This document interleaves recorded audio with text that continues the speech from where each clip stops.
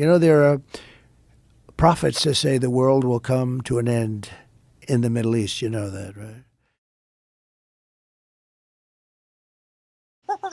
The Joe Rogan Experience. I think I had a great relationship with the military, basically. But, I didn't like certain people. I would have gotten them out if I thought, if the election was different, I would have fired, all of them quickly. Most of them I did fire. Biden should have fired every military person involved with Afghanistan.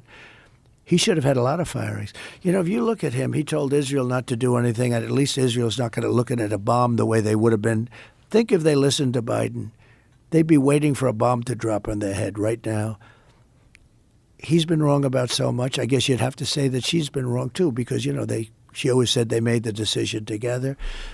But Israel didn't follow his advice. And I think it was a very, the Middle East is rapidly changing. There are prophets that say the world will come to an end in the Middle East. You know that, right? We are no closer to a lasting peace agreement between Israel and the Palestinians. It would be folly to assume that repeating the exact same formula would now produce a different or better result. Therefore, I have determined that it is time to officially recognize Jerusalem as the capital of Israel. Israel is a sovereign nation with the right, like every other sovereign nation, to determine its own capital. It was 70 years ago that the United States, under President Truman, recognized the state of Israel.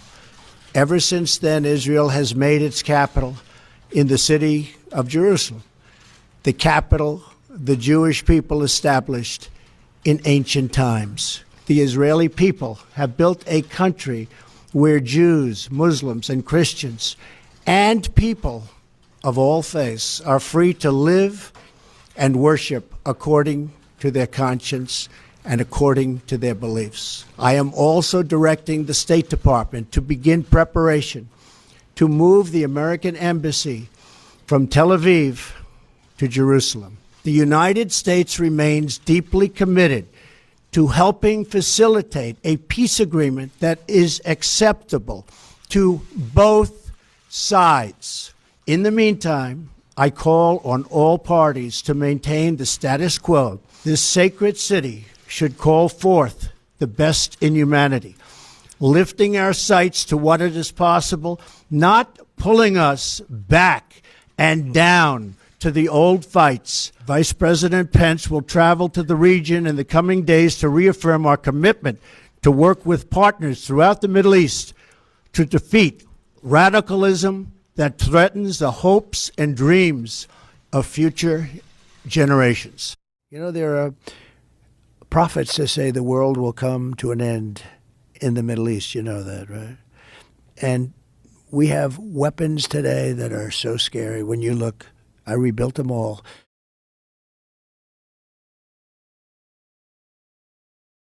And when you look at the weapons we have today, the biggest threat we have in the world today is nuclear weapons. And we have other weapons, too, that are devastating. But the nuclear weapons, the biggest threat we have in the world today, and that's what I was talking about de-escalation with both China and Russia. I'm telling you, we were going to de-escalate. They were going to de-escalate. You got to be careful. It's a little tricky playing with them because they say we're going to do it and they don't do it, maybe. But they understood the curse, too. It's a curse. It's China's way behind us, but they'll catch us within 5 years.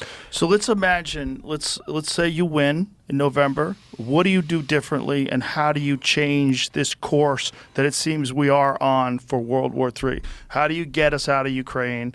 How do you stop what's going on in the Middle East? How do you put a stop to this? Well, it's a very to me, it's an easy question because I think I can do it easily, but it's a complex question in the sense that the times change. Every day changes.